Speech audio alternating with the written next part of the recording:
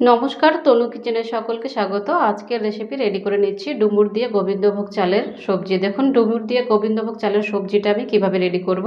এখানে আমি 500 গ্রামের মতো ডুমুর নিয়েছিলাম আর ডুমুরটাকে কেটে নিয়ে লবণ আর হলুদের মধ্যে ভিজিয়ে রেখেছিলাম 10 মিনিটের জন্য। আর ডুমুরটা আমি কিভাবে কেটেছি সেটা আপনাদেরকে আমি দেখিয়ে দিচ্ছি। প্রথমে আমি বাটিটাকে সাইডে নিয়ে নিচ্ছি।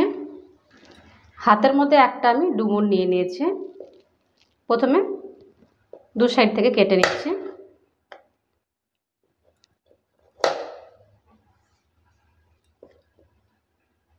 আর এভাবে করে সাইড থেকে কেটে নিচ্ছি।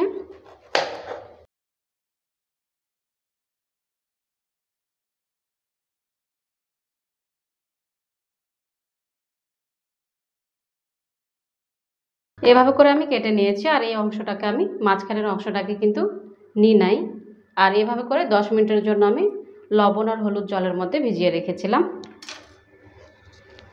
আর এখানে গ্যাসটা অন করে একটা কড়াই বসিয়ে দিয়েছিলাম আর কড়াইয়ের মধ্যে 1 কাপের মতো জল দিয়ে দিয়েছি।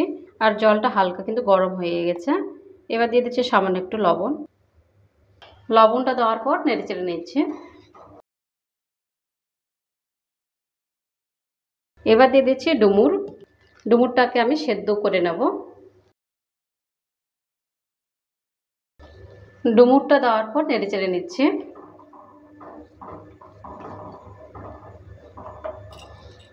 আর একটা ঢাকনা দিয়ে ঢেকে দিচ্ছি 5 থেকে 6 মিনিটের জন্য সেদ্ধ হওয়ার জন্য ছেড়ে দিচ্ছি লো মিডিয়াম আঁচে।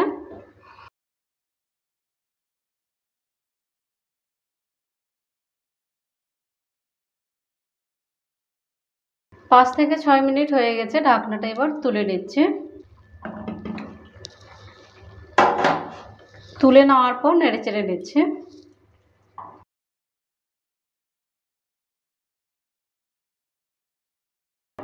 এটা আমি 80% সেদ্ধ করে নিয়েছি। রান্না করার সময় পরে কিন্তু আবারও সেদ্ধ হয়ে যাবে যখন রান্না করব তখন। এবার এটা আমি নামিয়ে নিচ্ছি। আবারও আমি গ্যাসটাকে অন করে কড়াইটাকে বসিয়ে দিয়েছি আর কড়াইটাকে ভালো করে হিট করে নিয়েছি। এবার দিয়ে দিচ্ছি এখানে সয়াবিন অয়েল। আপনারা চাইলে সরষের তেলও ব্যবহার করতে পারেন। 2 থেকে 3 চামচের মতো আমি সয়াবিন অয়েলটা ব্যবহার করলাম। প্রথমে সয়াবিন অয়েলটাকে ভালো করে একটু হিট করে নেব।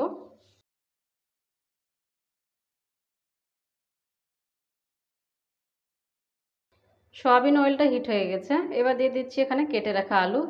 দুটো আমি মাঝারি সাইজের আলু নিয়েছিলাম আর এইভাবে করে ছোট ছোট সাইজ করে কেটে নিয়েছি।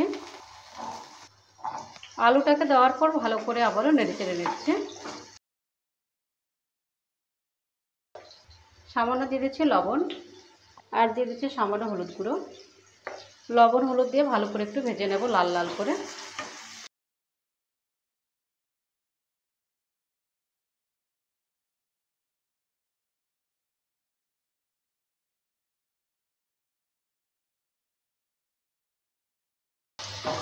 আলুটাকে আমি লাল লাল করে ভেজে নিয়েছি। এবার তুলে নিচ্ছি।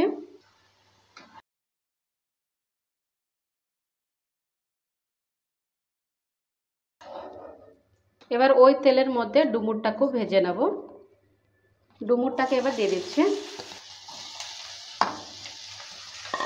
ডুমুরটাকে দেওয়ার পর ভালো করে আবারও নেড়েচেড়ে নিচ্ছি।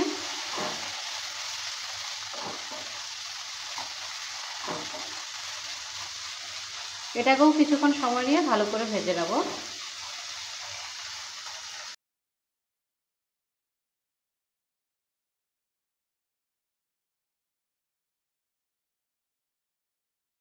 ডুমুরটাকেও আমি ভালো করে ভেজে নিয়েছি। এবার তুলে নিচ্ছি।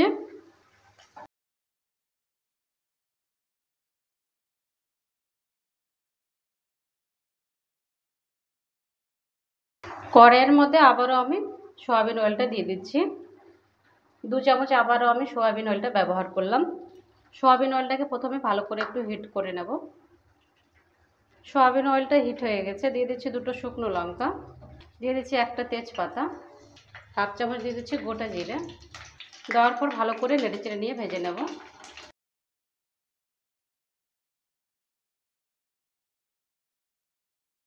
আর দিয়ে দিচ্ছি আদা। আদাটাকে আমি গ্রেট করে নিয়েছিলাম, 1 চামচ দিয়ে দিচ্ছি আদা গ্রেট করা। ওটাকে দেওয়ার পর ভালো করে আবারও নেড়েচেড়ে নিচ্ছি।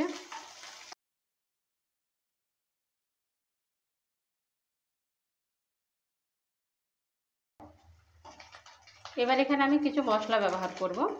হাফ চামচ দিয়ে দিচ্ছি জিরার গুঁড়ো, হাফ চামচ দিয়ে দিচ্ছি ধনে গুঁড়ো, 1 চামচ দিয়ে দিচ্ছি লঙ্কার গুঁড়ো, হাফ চামচ দিয়ে দিচ্ছি হলুদ গুঁড়ো, লবণ দিয়ে দিচ্ছি 2 চামচ। লবণটা টেস্ট অনুযায়ী ব্যবহার করবেন। সব কিছু দেওয়ার পর ভালো করে আবারও নেড়েচেড়ে নিচ্ছি। মশলা যেন জ্বলে না যায় এই কারণে সামান্য একটু জল ব্যবহার করব। সামান্য একটু আমি জল ব্যবহার করলাম। জলটা দেওয়ার পর ভালো করে আবারও নেড়েচেড়ে নিচ্ছি।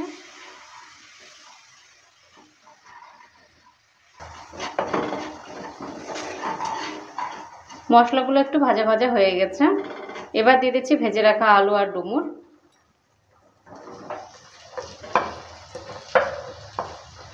আলু ডুমুরটা দেওয়ার পর ভালো করে আবারও নেড়েচেড়ে নিচ্ছে।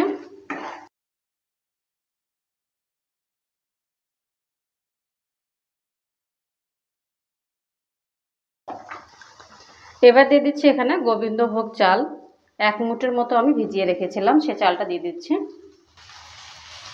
চালটা দেওয়ার পর ভালো করে আবারও নেড়েচেড়ে নিচ্ছে।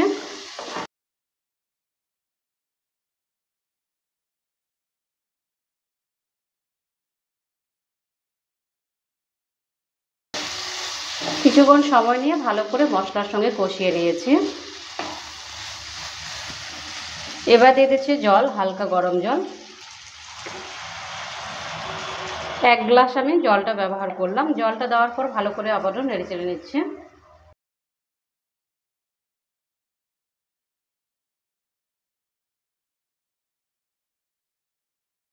আর একটা ঢাকনা দিয়ে ঢেকে দিচ্ছি। 7 থেকে 8 মিনিটের জন্য লো মিডিয়াম আঁচে ছেড়ে দিচ্ছি সেদ্ধ হওয়ার জন্য। আর মাঝে মধ্যে ঢাকনাটা সরিয়ে আমি নেড়েচেড়ে নেব।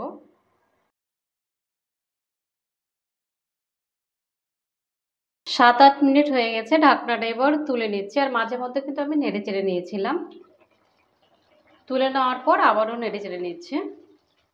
আর ঢাকবো না, এভাবে করে কিছুক্ষণ সময় নিয়ে আবারও রান্না করে নেব। হালকা এভাবে করে একটু চাপ দিয়ে দিচ্ছি।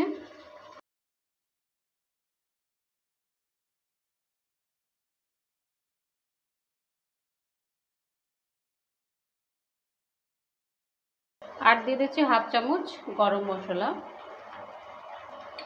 গরম মশলাটা দেওয়ার পর ভালো করে আবারও নেড়েচেড়ে নিচ্ছি।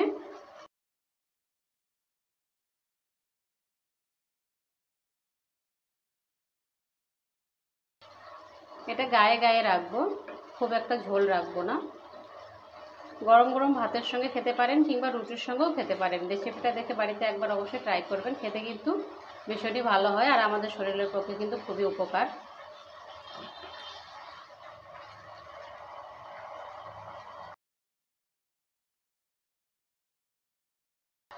এটা এইভাবে গায়ে গায়ে থাকবে। ডুমুর দিয়ে গোবিন্দভোগের চালের রেসিপিটা রেডি হয়ে গেছে। এবার আমি গ্যাসটা অফ করে নামিয়ে নিচ্ছি।